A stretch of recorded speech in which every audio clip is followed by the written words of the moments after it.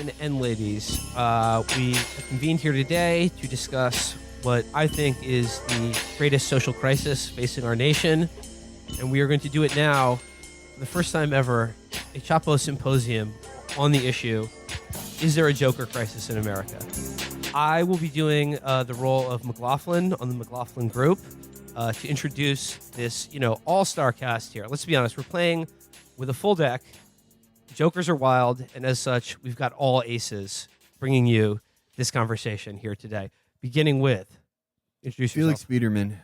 I consider myself the Pat Buchanan of this roundtable, asking why the Joker has gone to Israel so many times and why those scars are scars from circumcision. I couldn't do the joke visually, Matt. It was a joke before everyone got here, before the McLaughlin Group formed. Good joke. It was pretty good. I was just disappointed because I didn't get to set it up by calling him the Joker. Yeah. Very funny. No, I think I have a different opinion on this movie than most of the people here, but I think we can all agree on one thing. The music choice, especially for a key scene in the movie, perfect. Absolutely perfect. You're referring to Gary Glitter's number? Glitter, We'll get to that. Yeah, we'll get to Let's that. not get ahead of ourselves. Next on the panel. Hey, I'm Jen Pan. My qualifications for talking about this movie are that I've seen it, which apparently is more than most people who are writing about it, including some articles I saw today in Vogue and The Cut that were titled things like Why I Won't Be Seeing Joker. It's important to take a stand. You need to have your voice heard. This is true. Amberly Frost, dedicated soldier in the glorious cause of the workers' movement, and PhD in Joker studies. Matt Chrisman here. I am reviewing this film, A Changed Man, because of all of the ways I thought I could possibly respond to this movie. I do not think in a million years I could have predicted the way that I actually did. And we'll talk more about it later. Will Menaker, host, McLaughlin, Chapo Trap House. Adam can introduce both of us. We got Nick from Cumtown Podcast, Adam from Cumtown Podcast, and I'm glad you guys invited us on to talk about our buddy Shane from the Matt and Shane Podcast, who's recently fired from SNL. Can you imagine if they tried to put him in that movie? Yeah, no, I'm just like pissed off all the fucking time because the fucking Chinese people won't let me say shit that I want to say. So he obviously he got a raw deal, and so thanks. I mean, we're gonna share some thoughts on that. Mm-hmm. We're gonna get into it, but leading off the symposium, we do have special guest calling in from Australia, international film critic Matt V. Brady. Will kick things off with his first thoughts on Joker. Matthew Brady, audio log. I'm recording this in the hopes that there's still someone out there to listen to it. I think it's important that at least one person stands witness to these end days. I suppose I should start at the beginning. I can only speak to what happened here in Australia. We lost contact with the rest of the world pretty quickly. On the 4th of October, at 10:23 a.m., the Australian Prime Minister ordered every fighter jet the Australian Air Force has into the air. That's right, all 8 of them. Their target was simple: every cinemaplex and movie theatre in the country. The reason? The Joker movie. Unfortunately, the bombs came too late. A few bold souls had tried to warn us beforehand. They told us this movie was dangerous, but we just didn't listen. And even that was an understatement. Joker, directed by Todd Phillips, is like the Black Death and the Spanish flu combined. This movie has dropped more bodies than Hillary Clinton. Watching it is like staring at the opened Ark of the Covenant. Movie theatres just became charnel houses. And the few that managed to survive, you could hardly call them lucky. You see, the movie, it infected them somehow. It was like a virus or something.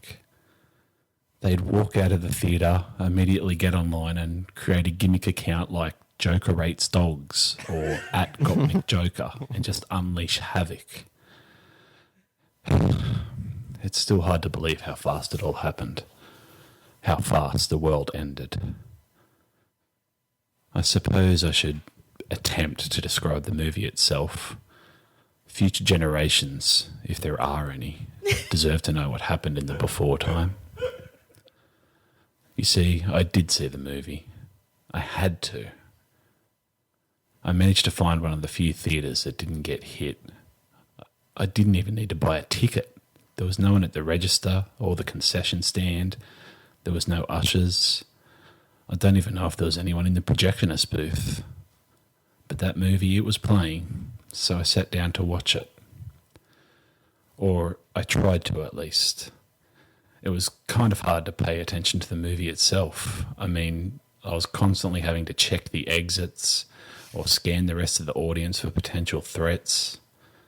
I got up and went to the bathroom 7 times and searched it just to make sure no one had hidden a weapon in there, Michael Corleone style. And when I wasn't doing that, I couldn't even sit down. I had to spend the entire movie in a combat crouch with my weight evenly distributed between both feet so that I was ready to launch myself in any direction at the first sign of danger.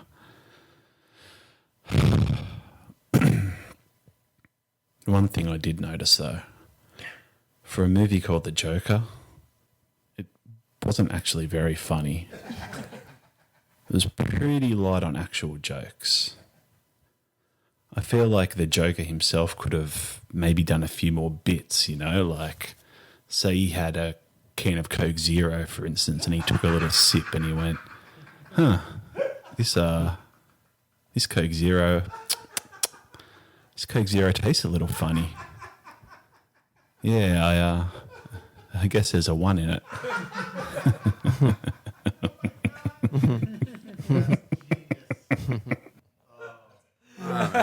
Mad Matt. It really Mad is. Matt now wandering the loam of the outback.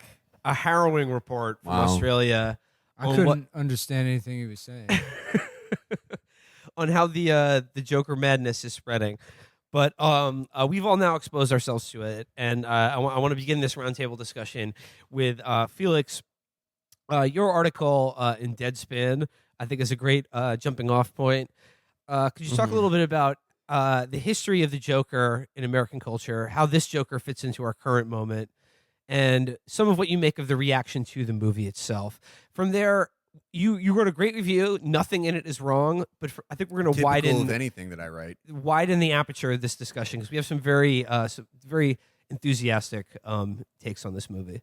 Well, so the Joker, the Joker is a lens you can see certain periods of American history through, like the Cesar Romero Joker, who I mistakenly referred to as the Oscar Romero Joker in the initial draft of the article that somehow went to publication initially. That's actually, it was a good comparison because the U.S. military and those death juntas were basically the Batman of the 80s. Yeah, no, United Fruit Company, Wayne Industries, but he represented a whimsical time where we tried to kill Castro with poison dental dams and things like that.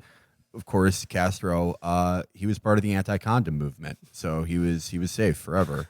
But in the 90s, you had like an Adbusters style Joker in Jack Nicholson, who had no real, nothing really beyond taking an art gallery and making it crazy. And then when we became very self-serious and gritty after 9/11, because we had lost a war, we had Heath Ledger.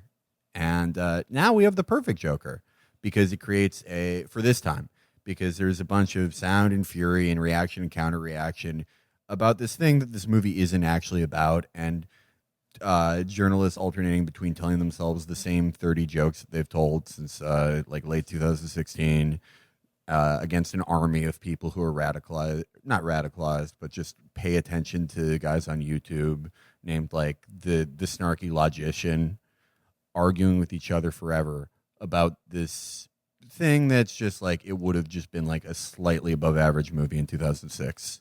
Jen Pan, your thoughts?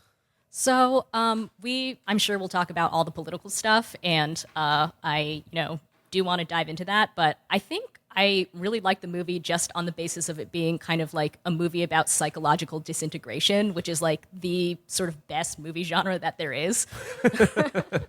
And I mean, I think that, one particular part in the movie where that comes through is kind of when there's that sort of reveal near the end where it turns out that he's kind of hallucinated this relationship with his neighbor who lives down the hall. And that was sort of the, point that people, I think, got a little upset or uncomfortable about. They were like, this is the kind of like incel part or whatever. But I really didn't think it was like a condemnation of her. He didn't seem to be particularly angry at her. She seemed like a good mom and a good neighbor. But there was that kind of reveal where it was like, oh, he is completely batshit. And I thought that was pretty cool, even if that kind of moment was a little bit Fight Clubby or, a bit, a bit tired at this point. And there's promises that we'll talk about Gary Glitter, so I'll hold off on that. But that's like Not guilty. Yeah, we'll We need a Tariq Nasheed thread on Gary Glitter. Amber. Okay, so I actually went into this like knowing that it was going to be like a series of homages, and I had like a major like criticism. It would be that it was like a little too packed with homages, but I thought that actually in many ways it was the inverse of like a Death Wish or a Taxi Driver, because those are movies that are high art and highly reactionary, and this is a movie that's not really high art, but it has perfect politics. It is a class war movie, but the kind of like liberal punditry class wouldn't know class war if it bit them in the ass. Like they would watch like the execution of the Romanovs and be like, racism much? Like, it's actually insane. And I think the most interesting thing about the movie is that, like, it has proven that, like, the Trump administration has turned every, like, liberal into, like, a 1970s Wisconsin housewife, just like listening to her son's heavy metal records backwards, looking for secret satanic messages. It's completely insane. I think it's amazing watching this about the Central Park 5 minutes about incels. And when it's just so clearly about class war, if anything, this movie has exposed the psychosis of the kind of like, cultural media liberal. And it's not even like subtly about that. There are points in the movie. That's the biggest complaint. Is that it's like too on the nose about class war. There are points in the movie where you just see like newspaper headlines that just say "kill the rich." We'll get to that, but next up, Matt Christman. All right. I went into this movie expecting myself to have basically Felix's opinion of all this ridiculous mess and cultural mishigash over this. What a perfectly emblematic moment. We have this garbage and just this stupid, sterile argumentation about garbage. That's so perfect. And that's what I was expecting to think. And I was, of course, also resentful of just the idea that now every film has to just be a superhero movie for it to get funding. So you just make good movies and turn them into superhero garbage. But I sat down to watch it, and I now believe that it is, I think, honestly, almost accidentally and not really through an effort of any of the filmmakers, just lightning in a bottle, a work of surpassing brilliance and a masterpiece. I think it is genius. I think it is brilliant. Michael Moore agrees with you. I think that there are two levels of analysis here that are incredibly sharp and illuminating, and made me feel like I had taken an intellectual fucking enema. They just made so many things that felt kind of right outside the tip of my tongue to make sense. Like it just by exemplifying two phenomenon. One is it distillates the last 20 years of cultural conversation about what the Joker means as a cultural character, right? Because the Joker's been around forever, but only since Dark Knight, the Joker's become a focal point in culture. He's a shibboleth for white male alienation, right? The twisted idea, the idea, why should I apologize for the monster I've become? Nobody apologized for making me one, right? That's what the Joker represents. And this movie is about what that means. It has to be a movie about the Joker. It has to be a Joker origin story because it's the origin of the Joker, not as a character in the Marvel DC universe, but as a cultural phenomenon, what the Joker comes from.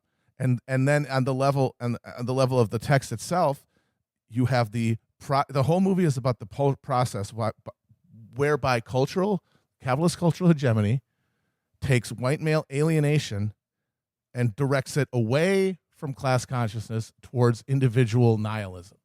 And that is the process of the movie. The movie is his class alienation that all people feel being directed by culture down to this nihilistic path and away from a real revolutionary spirit. And that's why it had to be a 70s period piece, because that is when, because the Joker now is a gritty character. Like, that's the whole joke, is that it's comic book stuff, but he's serious. And the 70s is when we invented gritty cinema. It was the first new Hollywood 70s is when gritty cinema existed. And it has to be a superhero movie because that's the current coin of the cultural realm. And it's like people who grow up with these cultural references and experience class-based alienation are then channeled because of the culture that they consume towards nihilism and away from class consciousness. And the dream at the end where he gets held up, spoiler alert, and embraced that isn't real, is that like the thing that could actually be good, the suppressed desire for community and solidarity. And then he snaps back to being literally in the asylum and separated and unable to connect to others and committed to a life of meaningless violence. And then you have the fact that the liberals decided to tell people this movie is too scary. It's too bad. You're all going to become incel shooters if you see it. Don't see it. So, of course, all these guys go and see it because that's enticing. And now they can't analyze it about class consciousness because they've already been told it's actually about how you're an entitled white male who wants to be in charge and you hate women and minorities. And then you see the movie and you're like, well, I relate to a lot of this. It's also not what it's about, obviously. I guess it's about being a Nazi, and I'm a Nazi now because they're brainwashing. They're literally washing it and poisoning it by saying that shit, and they hope you'll take that message away from Matt, it. you've been talking they for an hope hour. You will. I'm sorry, I'm done. Like I said, I'm just going to say a few things, and that was one of them. I probably won't talk again for like 20 minutes. That's not true. Nick.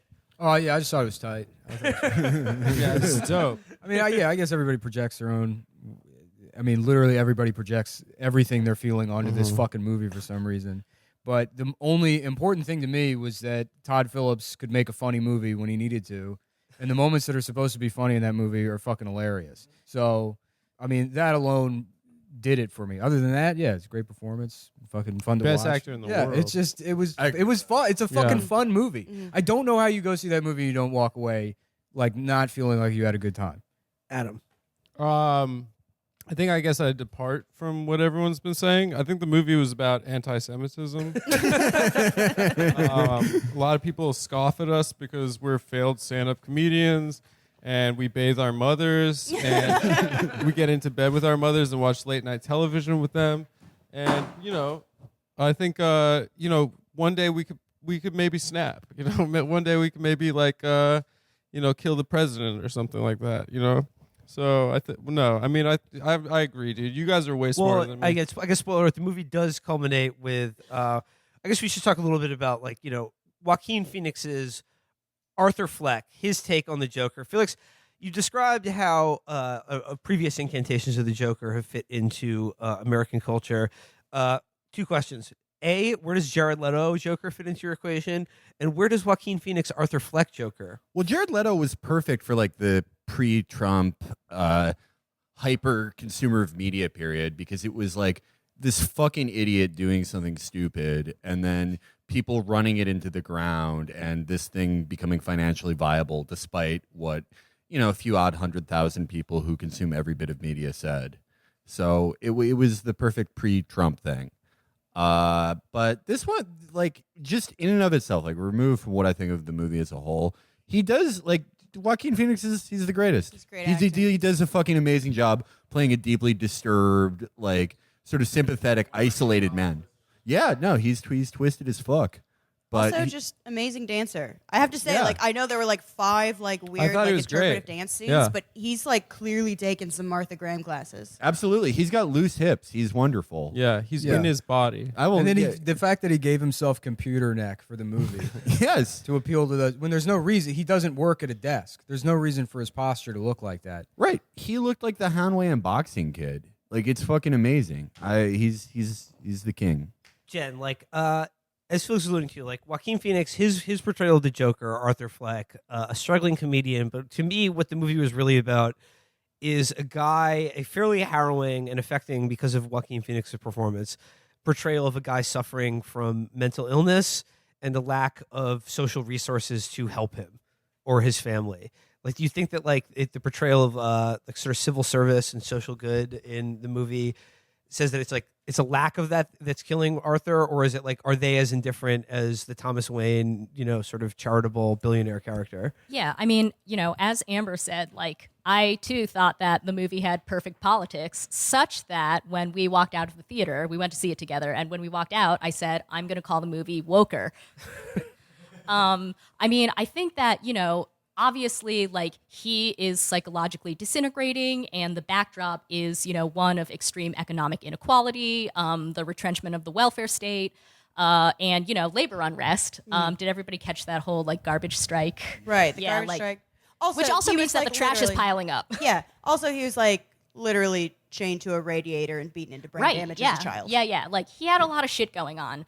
But I also think about that part in the movie where he is talking to his social worker, and at first, he's kind of like, "Oh, you're not listening to me," and it sort of seems like she's not that invested. But then she's like, "The money is gone. They don't give a shit about you, but they also don't give a shit about me." So, I think that overall, his kind of like own turmoil was very, very much set in this, larger context of societal disintegration. And I mean, I have more to say about just like mainstream American movies and class conflict. But we'll come back. Yeah. I think that element of him being alienated from the social welfare state, but then at the end the thing about that we don't have any money, it's very perceptive about failed and how intentionally, because the idea is these institutions aren't alienating in themselves. They are hollowed out by the like neoliberal state. Totally. Like they are intentionally deprived of resources so that they don't function. But what the function of that is that someone who interacts with those institutions in a way that is alienating is then alienated from the state as a concept, and it further atomizes them and takes their rage and makes it more personal and makes it harder for them to see things as like the product of, capitalism. So I thought like also like it was the thing that annoyed me is that like I realized like, oh, this is a We Live in a Society movie. And I don't like that they're using comic books to tell like Ken Loach stories, but nonetheless, I will say that I do think everyone who is not like the wealthy people there are portrayed relatively like sympathetically, or at least like opaquely enough to leave room. Like really the only true enemies in it are one, like Wall Street guys, and two, like these lofty, allegedly benevolent, liberal, billionaires. Yeah. And like I thought that was pretty good. I thought like even like, the kids that knocked him around, like later on he was just like, yeah, I should have chased them. There's also his Jewish coworker who plants the gun on him Yeah. and causes all the problems. I don't know if it No, was that a was a Jew, dwarf, Nick, but Nick. yeah. No, the dwarf didn't give him the gun. No, it was no, the it was- Jewish man. I thought it was weird when Phoenix looked directly into the camera and told the viewer to Google the USS Liberty. Okay, so like I agree with what you guys saying about like the politics of the movie, but that's still like it doesn't make like the actual movie that great for me. Like Well, it's really like- heavy-handed because it's a fucking comic book right, movie. exactly. Yeah. It's like to And me, that's like Yeah, what is if you upsetting. if you because, like, zoom way into it and just look at it as like this is a stupid movie about the Joker, it's fucking great. About a It's clown fucking, that's mad at Batman. Yeah, it's like the only thing if Todd you Phillips measure said it about by the its movie. standards, I The completely only thing agree. Todd Phillips said about the movie is like, yeah, you can't really make jokes anymore. And that's it. I haven't heard like him wade into these conversations at all. And that's like what I've heard from the filmmakers. I think And he said at one point, he's like, you're not like, he's not like a hero. He's just like a subject. And I feel like people don't the understand people that who made you the can- movie Everyone's baby don't brain give now. a shit about that. Everybody who's in a movie has to be a good guy that you root for because then Yeah. it teaches you good lessons and how to be a good person because you have the brain everything's of a That got real 5-year-old. bad with Breaking Bad is where that fucking started. The final season of Breaking Bad, people are like, "What? Shouldn't he be in jail?" Yeah. And they're like, "What?" No, it's Hays Code idiocy. right. That's a level, the third level of analysis. That this is all very depressing because we're having these in-depth meditations, myself included. I need that $300 from Deadspin for more gaming mouses. But about this thing that like it's an impossible thing to verify, right? But if you took this movie, removed the Joker from it, removed the context that we're in from it, put it in fucking 2007 where we all watch it, how would you feel about it? I Right. don't know. And it's depressing because not only is this movie beat you over the head, very unsubtle, to the point where we're unsure of, like, when we delve deeper into it, we're unsure of how good it actually is. the main criticism from it is adults who seem to have had some sort of like brain degeneration where just every piece of media has to be about friends being nice to each other. Protagonist like means Dick and good Jane. guy. Protagonist means you like them. Protagonist means you are them. It's psychotic and sucks. Well, did anyone see the Florida Project? Yeah, that was just poverty porn, though. No, I think it's the Yeah, most. yeah. I think it's the most beautiful movie about the American working class that I've seen. In No, a very that long and time. American Honey were both. Yeah, like, look well, at these you're both poor middle class people. cunts, so I'm gonna like fight back. But on no, this. but who was that It is movie a made by? beautiful movie, and it is something about Who and there made is, that movie? the guy Bourgeois that people for made- sure. Yeah, but bourgeois people do make was- good art. But back to- Nonetheless, back to- it is like I don't even know what that word Is this means. another Joker movie? yes, in Florida many ways. Joker? It is. So there's a protagonist in Shirtless it that is Pensacola like a Beach shitty Joker. person who's like a very shitty person, and it's like you don't feel like compelled to say, oh, this is a good person or this is a bad person, specifically because it doesn't carry with it the baggage of the Joker. It's that people aren't looking at it being like, oh, is this supposed to represent like Pepe or something? Right. Like people can watch that, and this is also a terrible person and still like feel sympathy and feelings for them, and it's just like literally people are become. It's like Hillary being obsessed with Pepe. Like they've lost their fucking minds. See, but that's just the thing, and that's why I must fixate in my extolling of this film is at the level that it is most powerful for me at, and the one that I think justifies everything that I think you might have a narrow point about in terms of why has it got to be a Joker movie, all this dumb stuff, and how it's obvious and hit you over the head. In my opinion, all those things connect to raise the movie to its highest level, which is where it is a movie about how the Joker started, but not the character in the fucking comics, the phenomenon of, because he represents alienated folk white hero? male pathology, Yeah. right? That is what the Joker is. That's the guys who wear it. They embrace that idea. And the liberal scolds who are terrified of white men since Trump, that's what they think it is too. And this movie is about how that came into being. The process of alienation and then fragmentation that turns someone and makes them identify with that instead of something more broad, Well, the worst- something more yeah. pathological. And that's where the movie, I think, shines. The most dangerous example of that is James Holmes or whatever, and then that's like this like Berenstein Bears thing that people look Yeah. back Yeah. on and think that it had more weight than it did, and it's like, yeah, again, it's like it's it's funny in the movie where Joker says, "No, I don't believe in any. I don't fucking pay attention. Yeah, no, and it's I don't know what love this shit that. is." And Someone James wrote Holmes something is about it. similarly, it's like he's just somebody that's severely fucking mentally ill. And It's decided already to been kill written a bunch about of multiple people. times Yeah. as like the myth that won't die, that he was inspired by this movie. But it's also like, but dude, people got shut up at a fucking Ariana Grande concert, or like, what was the Stephen Paddock thing? Like, Jason Aldean. Yeah, Jason Aldean. like it's completely deranged. It's literally because people just kind of fear these alienated young men and the things that they like. Well, I think it's also like it is. I talked about this a bit in the review. And this is obviously like a pre-Trump phenomenon. It is annoying to put everything through his lens, but it's because this has been going on since the 80s and before that, where people feel they have lost all power politically, and the one place where you feel like consuming everything and reacting to everything does produce some effect is doing that with the culture. Vulgar Yeah. Gramscianism. Right, yeah. right. It's all Yeah. entirely outsourced. Nobody experiences anything internally anymore. You Right. you consume it and react to it immediately in real time externally, and they expect it to reflect like morals that are also But sourced that's externally. but also like we've yet to like I don't know how we drive home to like these insane paranoid like liberals and conservatives that like that's not how art works. Like it's gone past Gramscianism and it's moved into like basically superstition and augury. Like no Comtown listener has actually had sex with their dad.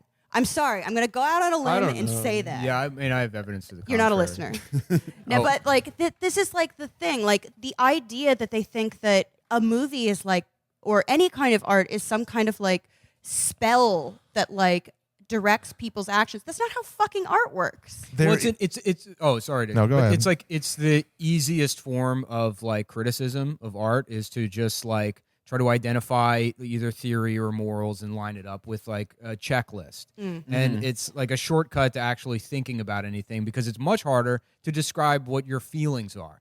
To react to a piece of art and explain this is how it made me feel, rather than these are the rules it followed or did not follow. But it's gotten worse since Trump, right? Like every piece of like film I don't know if criticism it's- has turned yeah. into a Goofus and Gallant comic I think it's strip. the evolution of like media where you point to a lot of things. I think a lot of it too is you have plenty of people that have like post high school education now, and then they work at fucking like Radio Shack, so they have nothing to do but like continue doing homework online.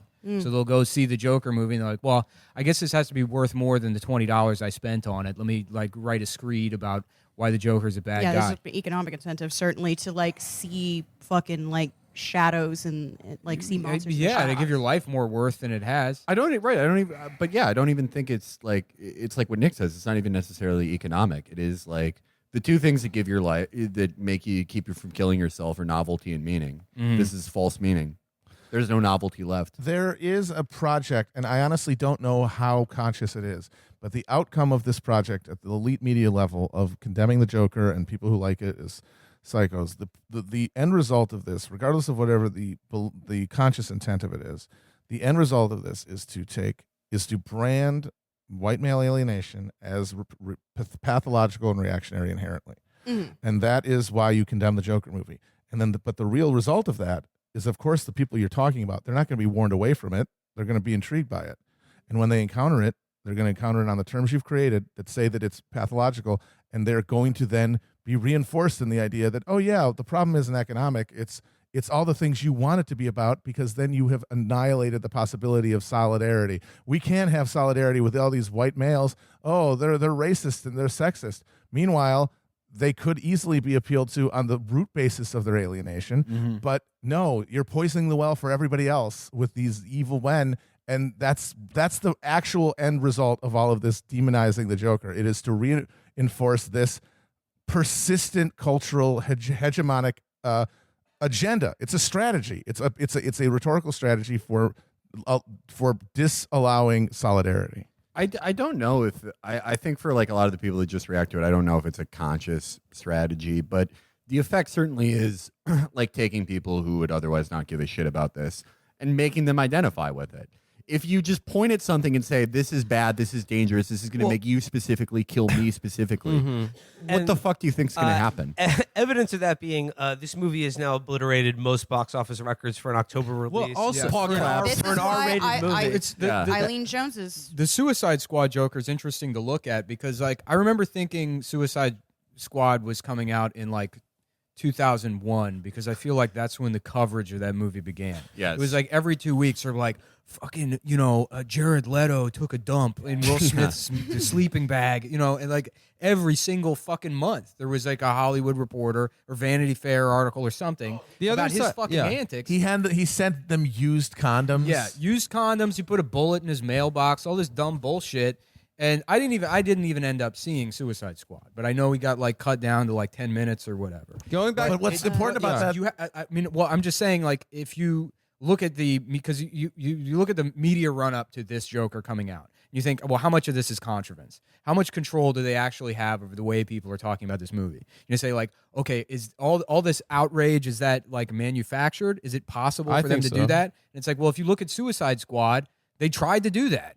They tried to like get people like, what? Wow, this This is going to be is such a fucking great twisted. They performance. tried to do that with Lady Ghostbusters. Yes. Yeah. But the thing about the Jared Leto Joker is the reason they couldn't get it to catch fire and get people to really panic is because Trump hadn't won yet. Yeah. It's Trump that made It's the Trump context for the derangement current syndrome. Joker. Yeah. Because the Trump winning is what sent everyone to a panic because they lost all control of the government, all that, but they have the readouts of culture and they're going to use them. They're going to use culture as just a vulgar brick to hit you in the head until you become one of them. Yeah. And one of the ways they're going to do that is by demonizing anything that they think is an expression of this awful male patriarchal identity that led to Trump winning, because Gamergaters are why Trump won, because the Pepes are the ones who made Trump win, which is absurd. He won because Hillary Clinton was a terrible candidate. He got less votes than Mitt Romney. It was purely a depression of Democratic turnout because of the awful Clinton campaign. That is the only reason he won.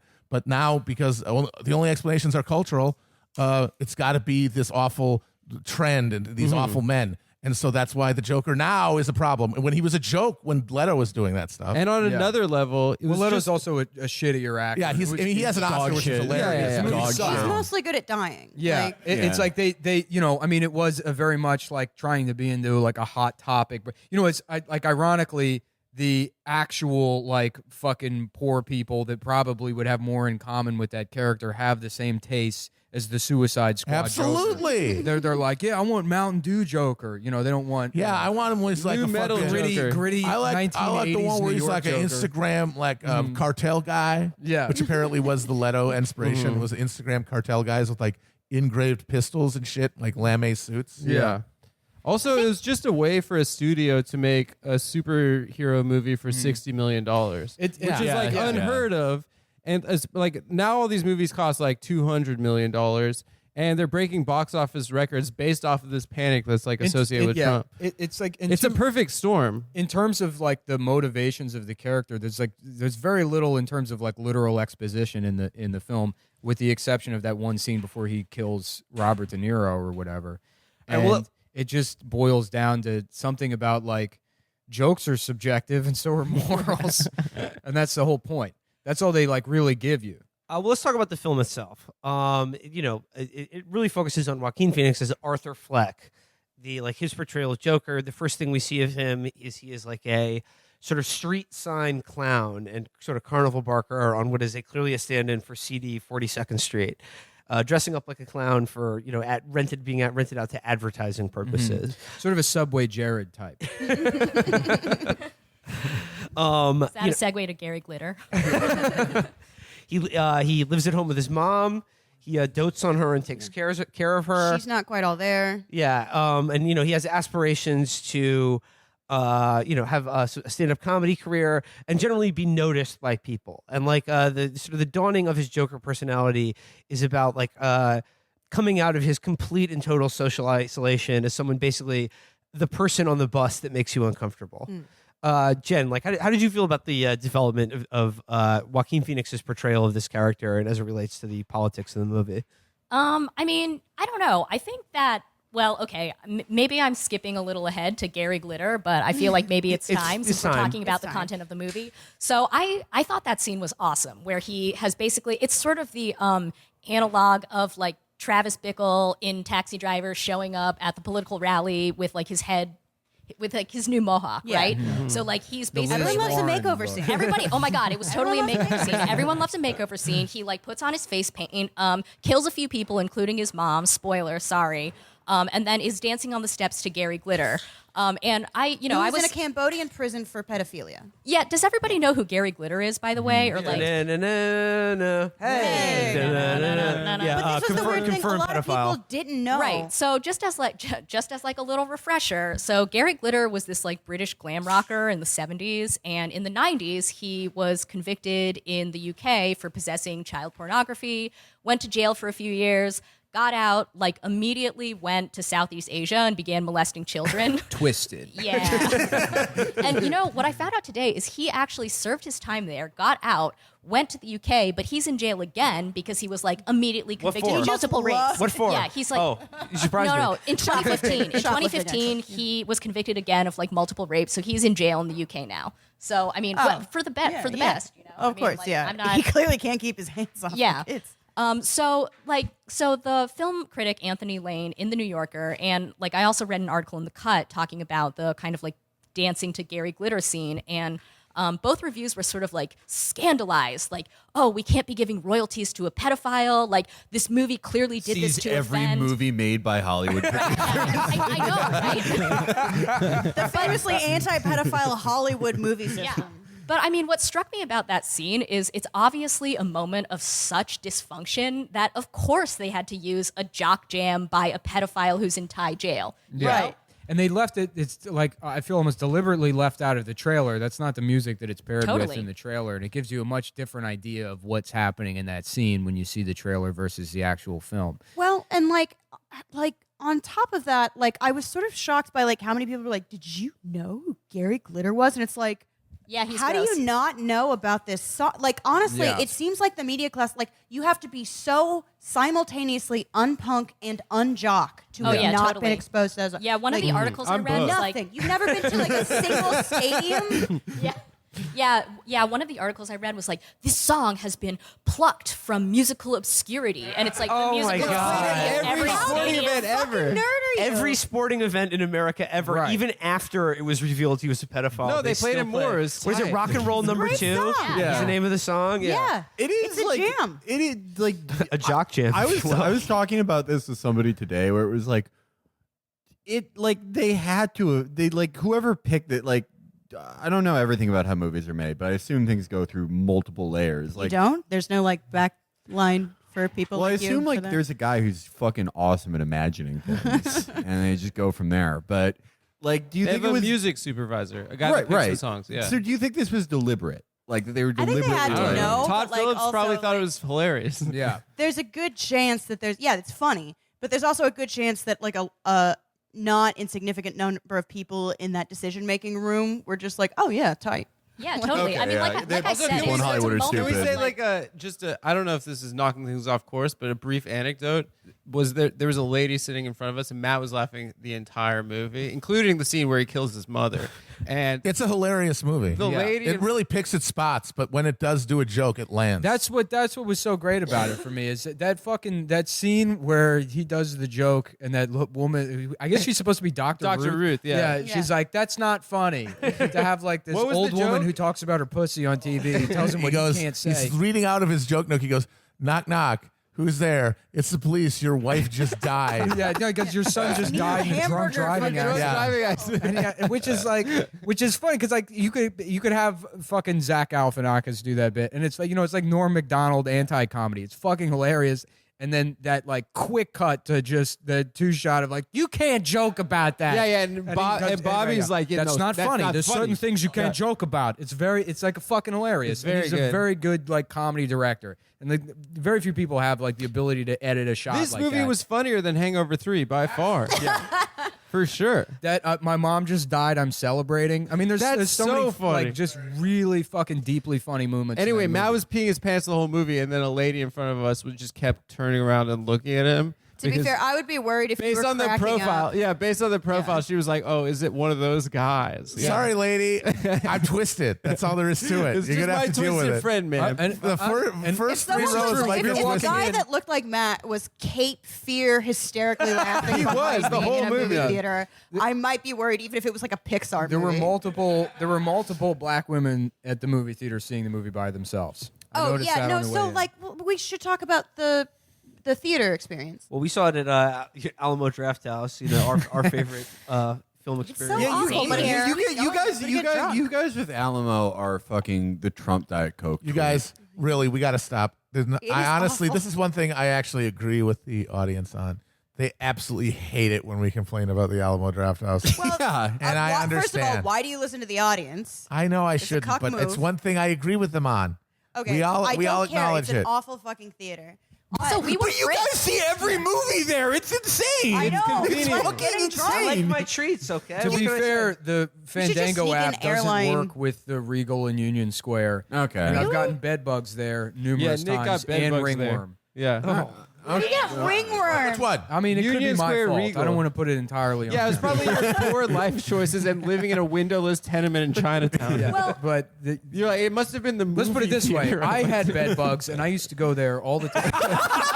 So you should be Jen and I careful went going to opening that night theater. or opening day for the 420 showing, literally. Hell yeah. We were frisked. yeah. There was like a security We- apparatus at our the door. bags were searched, I was and saying- they ran the metal detector over me. I want to get like full Muslim outfit, full garb, and go to one of the theaters that's searching people and be like, "Why? Because I'm Muslim." Is that it why? was like Is that why you're searching me at the Joker movie? They're like, It no, was it's the like- other one. actually deranged, and then we got in, and like the theater, it was an Alamo Draft House, like 420 showing. It was like half, it was mostly like women that just want to drink a watered down Aperol spritz in the dark. I saw it in Williamsburg. I didn't get frisked, and it's like Was there like a my security bag line with like metal searched. detectors and stuff? And metal's like So that was No. just like a special Alamo thing, I guess. yeah, they're giant babies. Again, they suck. Okay, we saw it at the Alamo on Monday, and because we had like a ton of people on this episode, Chris was like, if you have any extra XLR cables, bring it to the theater. And I did, but I brought it in this like sort of perfectly rectangular leather pouch. And it's actually a shout out to Jack Wagner. It was the thing you left at my house when you came over to record. And I brought it to the theater, and I was not checked, but I swear to God, it looked like the perfect case for a handgun. Also, that's look how- at that's you. how- Yeah. Look at you. Well, that's how Will would do a mass shooting. He would take like a Luger that he got from his grandfather's estate out of a nice leather case. Yeah. It wouldn't be just some vulgar AR-15 No, out yeah. of No, a he would duffel be bag. like, I would have like a bespoke like leather satchel. Okay, so Arthur Fleck, it's a movie. It's a portrayal of his, mental disintegration, but it really does, grind down his shitty day-to-day existence and like the catalyst for all of the horrible things that happen in the movie and the streak of murders that he does is both him being given a gun by his coworker and eventually losing his job and access to social welfare. By his more reactionary coworker. Yes. Because when he got like beat up by kids, he's like, oh, they're just kids. And then his coworker actually like coerced him. And we've already established that he was on like 7 medications. And then eventually he, because of the social services got cut, he didn't get them anymore. Yeah, he's also the only other coworker that's not marginalized in any way other than by being bald. But yeah, that's this is so like, where do you have to, how did he end up there? his condition is yeah. material, and it's like and Yeah. the culture buffets him in one direction. It gives him the idea of a power fantasy with a firearm instead of Sure. solidarity, and it gives him like someone to blame without it pushes him in that Yeah, direction. I'm just adding that as like something else to throw in the pile as arguments against any commentary that the movie is like reactionary in any way with regards to race. Because I don't know, you said that somebody was saying that it's like the Central Park 5 was Well, real. the or opening something. scene No, of the movie. I But don't those think aren't, that at those aren't- all. they're like fucking. Also, like, it's They're like a mixed Italian race kids. gang of like Italians and Yeah, I Puerto thought they Ricans. were Also- very multiracial. Yeah, it's Also, not. Those are yeah, it was not. the Colors of Thank Benetton you. gang. Yeah. Like, moreover, like, I'm sorry, but the focal point of the Central Park 5 was a rape in a park. Yeah, There was a like- rape of a rich white lady. Yeah, like this had nothing to do with that. Right, These it people wasn't- were just deranged. Exactly. Well, the opening scene of the movie is him, out on the street hawking his sign, and then a gang of teenagers steals his sign, runs away. He chases after them because he's going to get his pay docked if he loses the sign of the store that he's doing his clown shilling for. They run down an alley. The teens hit him with the sign and beat the shit out of him in an alley, and then it's like title credit Joker over the screen is like the first scene is of him being beaten and humiliated in the street by a group of rowdy teens. But the real the real violent turn of the movie is after losing his job and having this gun, he murders 3 sort of like they're coded as like Wall Street stock bros, but it's later revealed that they work for Wayne Industries. And they're frat bros, and he does They're like drunk sort of and they assault him. Yeah, after they're- What is assaulting Wayne him. Industries? Is there? What is that? Oh, okay. It's they do manufacture items. Yeah, it's part of the business. It's one of those things where it's anything. Yeah, no. In the Batman universe, Wayne Industries just seems like they produce smokestacks. Like that's their Right. main export. and the also pollution factories and the racism factories. Yeah. Also in this movie, Thomas Wayne is running for mayor, and we see him as sort of a fake philanthropic, Michael Bloomberg style, self-styled benevolent billionaire. He's the only one that can save Gotham. And there's even a moment on TV where he goes on the news responding to the Arthur's murder of these 3 finance guys on the subway. That that there's like an anti-rich attitude, and people who are jealous of success are striking out at their betters. They're basically. clowns. And it's important to point out that Thomas Wayne, because we say, what does Wayne Industries do? It's always very, very vague, and it's often just what's Made a convenient for the terminal. plot. It's convenient. It's what's convenient for the plot. But I think that the modern understanding, if you ask somebody, what do you in your head think that Wayne Industries does? It is definitely a manufacturer or something. Right. It's not like a brand or like pharmaceutical company or something. It's a manufacturer, which means that there is zero chance that around the time of this movie is exactly when Wayne Industries starts massively relocating their facilities out of the United States. Like they are in the process of moving to Mexico and then later China. All of that shit is being done in foreign countries. It would be cool if they stayed in this universe and did another like 1981 period piece for Bane, but he's an Italian bodybuilder from Bensonhurst, and his dad's like greasing him up before the competitions. He's like, "So Bane, you look so beautiful, like some Michelangelo was going." His dad is like Lou Ferrigno Sr. from Yeah, Pumping right, you're Iron. such a beautiful baby boy, Bane. But he's just never seen the lights because his dad's cheap. Makes him lift in the basement. Dad, Wayne's company, they doing a banquet hall at where we were going to do the bodybuilding competition, so they canceled it. And that's his backstory. Is that he lost to Arnold because when he was in his top shape, they had to cancel the bodybuilding competition. That would be cool if Wayne Industries, their actual business was club promotion. Yeah. Yeah, we Just handing out flyers. We came up with Ladies' Night. For that reason and many others, Thomas Wayne is definitely the closest thing to a antagonist or villain. Because bad guy. Also the movie sort of introduces the idea into the Batman universe that the Joker is the bastard son and half brother of Thomas Wayne. Now, But the that's movie, not clear. It brings it Very back. Freudian. The movie brings it back and like implies that like his mother, who he like uncovers a letter which would imply that he is Thomas Wayne's bastard child, and that's why he's lived a hellish, deprived existence as his father's sort of primordial denial of his existence and responsibility for fatherhood. But then it sort of brings it back and implies that maybe his mother is just crazy as well, and also the real source of his abuse and trauma in his life.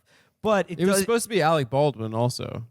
So they got a guy that looked like Alec Baldwin to play Thomas Wayne. Yeah. And he would have played it like Trump. It would have been amazing. You're a loser, Arthur. Bye bye. It would be great if he used- Cloud. If Get he the used- cloud out of It'd be great here. if he used like the inflection he used with like the greedy little pig message on the like. Yeah, no, I mean like that was like, you know, again, like, but the biggest complaint you can have about this movie is like it's a bit on the nose. But the like, you know, you abandoned me kind of thing, and like, you know, you whatever exploited my mother, either like literally or whatever. Like it's a little on the nose, but like, you know, you paternalistic wealthy people have abandoned your children. Yeah, well, see, that's the thing. I think it has a allegorical sort of symbolic valence, and that is that even if he isn't technically his half brother, in his mind he sees himself as the half brother of Bruce Wayne. Yeah. And Bruce Wayne and Arthur who could he represent been? Who could he have been? socioeconomically the great divergence in like white the destruction of the white middle class after Yeah. deindustrialization. What I hate to quote him, but what Charles Murray calls the great divergence, right?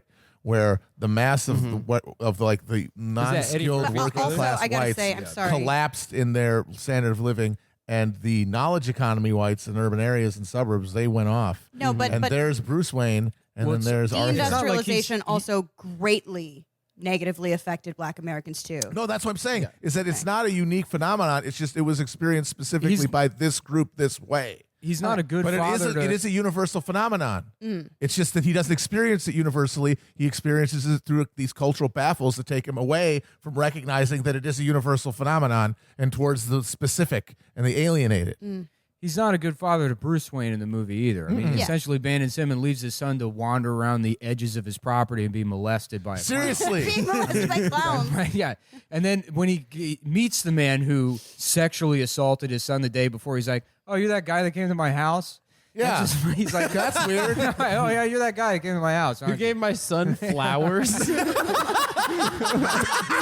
He's like, "Hey, listen, you do that again, pal, I'm gonna be pretty fucking mad at you." he also stuck his fingers in his son's mouth. Yes. To make him do the smile face. And thankfully, Ricky Gervais as Alfred saved him. Yeah, they made Alfred cool. Yeah. Did anyone read the Eileen Jones thing?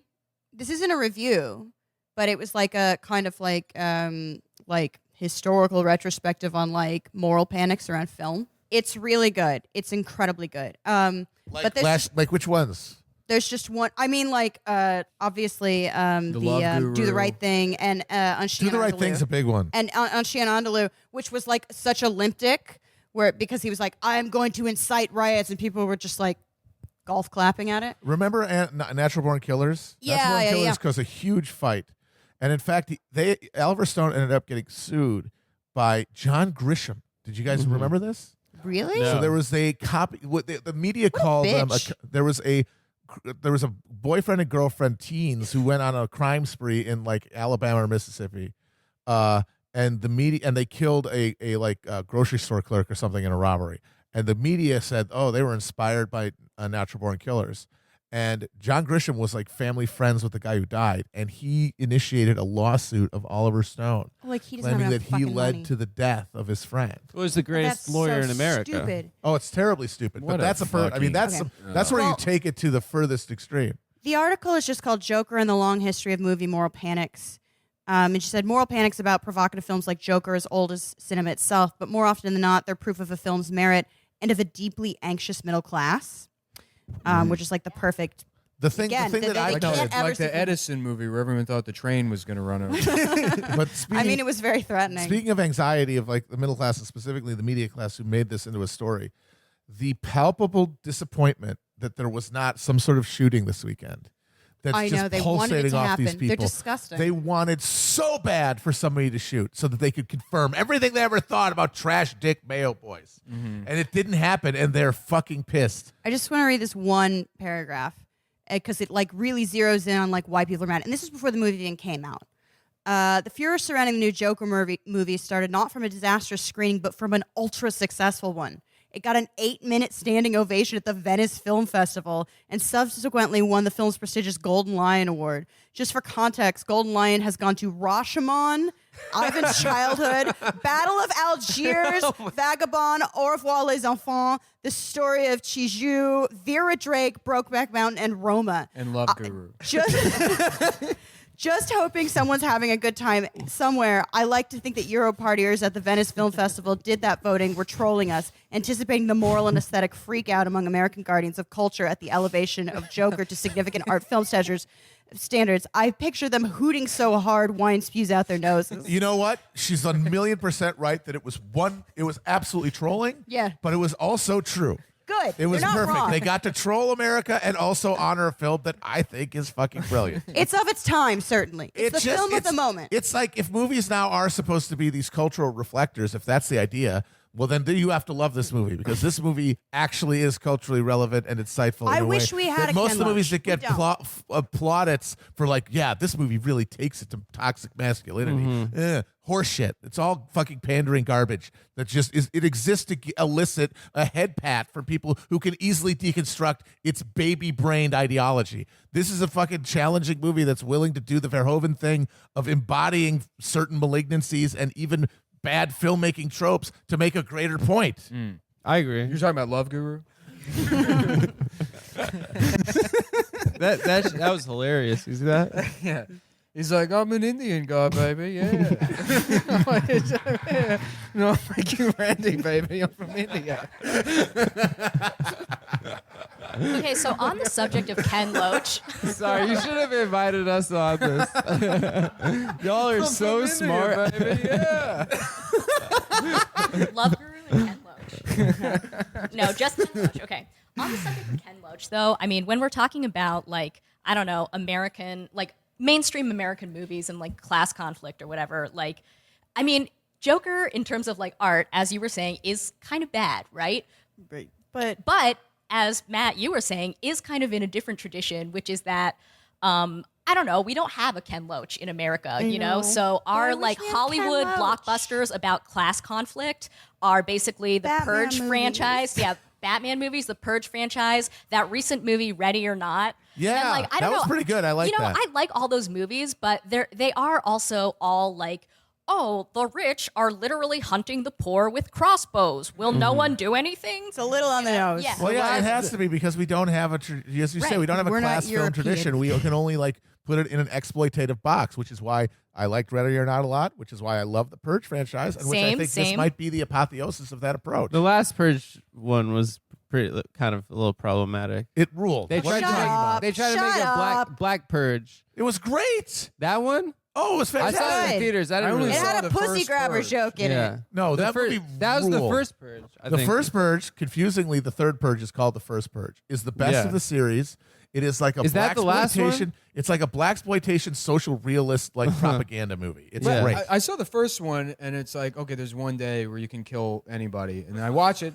It was fun. And then the second one is like, okay, Purge 2. So There's one day where you can kill anyone. They add more exciting elements It's each evolved time. out of like the Oh, premise. really? Yeah, I so thought at it was first just- it's like, oh, the state's not here. You can kill everybody. By the second one, it's like, the state is secretly engineering the killing.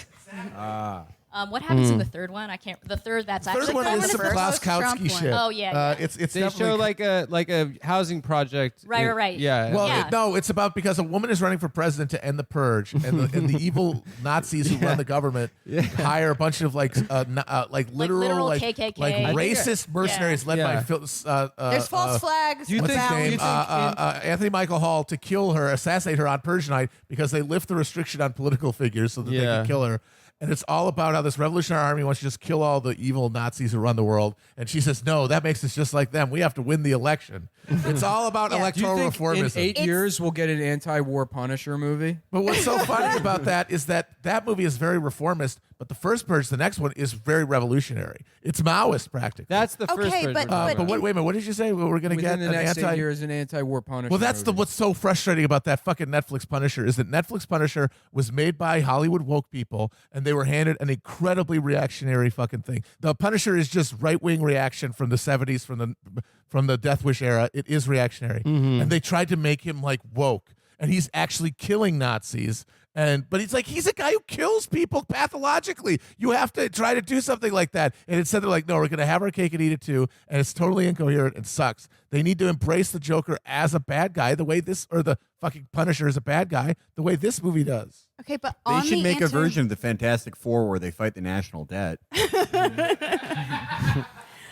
On the anti-war tip, though, when I was just reading these reviews, just numbing my mind with liberal moral panic idiocy, one of the things people kept saying was just oh, so we're supposed to feel sorry for this person. Oh, so we're supposed to sympathize. At one point, someone says, oh, because people didn't love him enough, and it's he was chained to a radiator and beaten into brain damage as a really child. sorry for Arthur Yes, Fleck. you're supposed to. And it's because it's a Also, great- it doesn't cost anyone. But on the anti-war thing, I realized liberals are now invoking something that we originally did with, I think, the juvenile delinquency scare, and then the war on drugs, and then the war on crime, and then the war on terror, where anytime you were oh shit, some people hit some buildings with a plane, you know what, maybe America's foreign policy might have something to do with that. And they're what are you sympathizing with the terrorists? It's Absolutely. do you want to solve these problems or Yeah, not? you want to blame him for responding to No, they want to be force. moralizing Yeah. fucking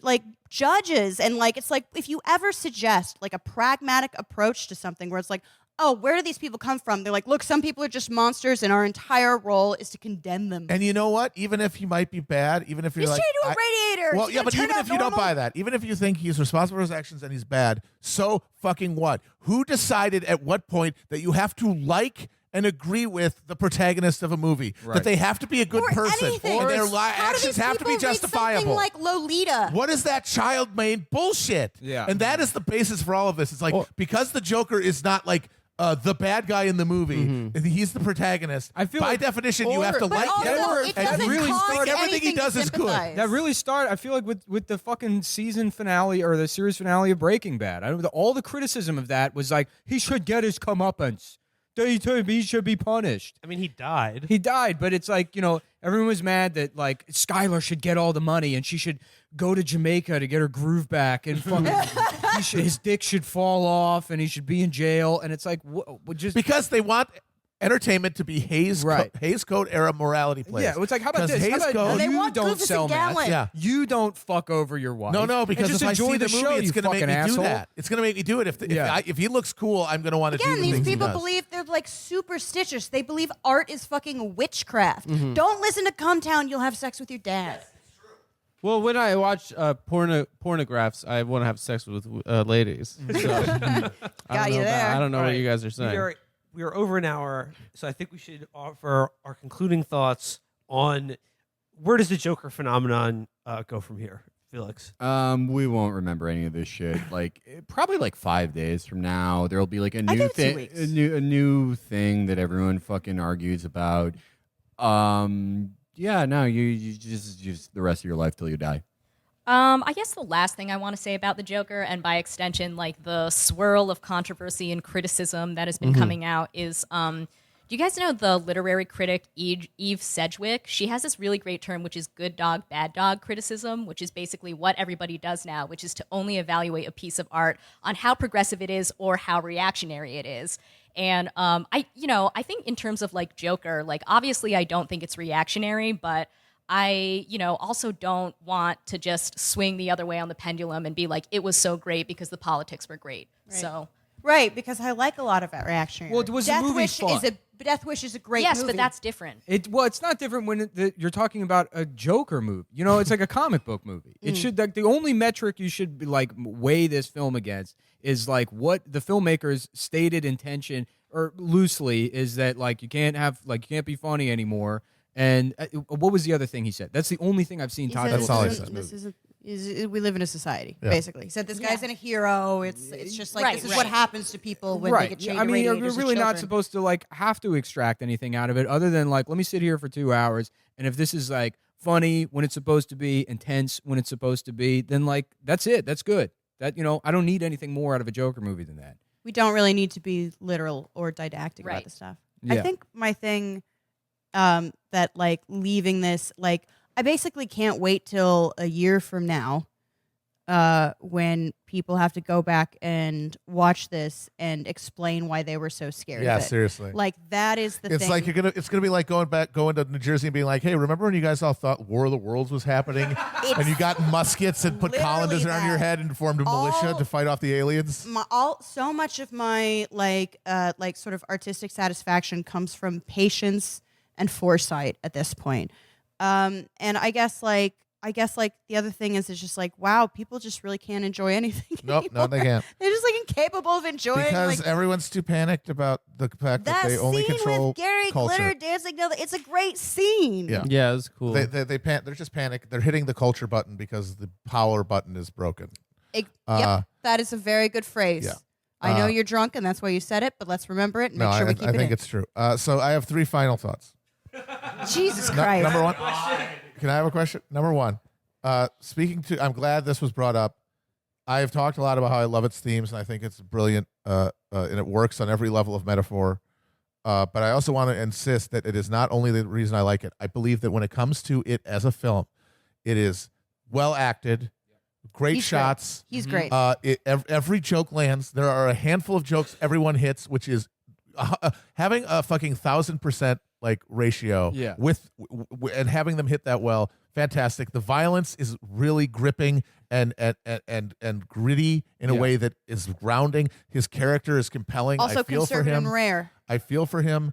I love all the performances. I love the way it ends. Everything that happens, I'm clapping. When he kills his mom, I'm amazed. When the little person is trying to get out of the house and the fucking chain won't go, that's beautiful fucking physical comedy. Yeah. So I think at that level it works. And then and on top of that, the metaphors and everything are fantastic. That one shot where he says the thing about your son was killed in a drunk driving accident and how quick and like it's like a fraction of a second to get that timing right to cut to that bitch being like, you can't joke about that. Yeah, like don't you do that? It's so fucking funny. Point 2 to Felix's argument that we'll forget about it in 6 months. I agree because nothing stays in the zeitgeist for that long. It's moving too much. There's too much data.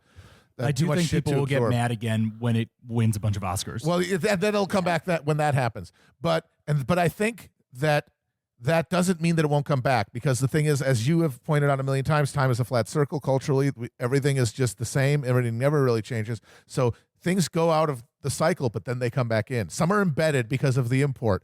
I think the Joker is so freighted now with cultural import as a concept, and this movie is such a good job of bringing a lot of those things to the fore that it will be bow embedded and come back. And it'll go away, but I think it'll come back. So that's my guess about it. And then third, last point, I think that the importance of the Joker character, his usefulness as a metaphor in the contemporary moment, can be shown with a simple point, and that is that during the Obama years, the Tea Party guys would go around with posters of the Obama as the Heath Ledger Joker.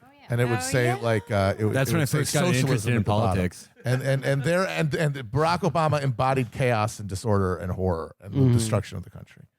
Now, at pro-Trump rallies, they have pictures of Trump as the Joker. And that transition from seeing the Joker as this force for chaos and evil embodied by Obama, and now Trump being the savior and also embodying all the Joker's traits.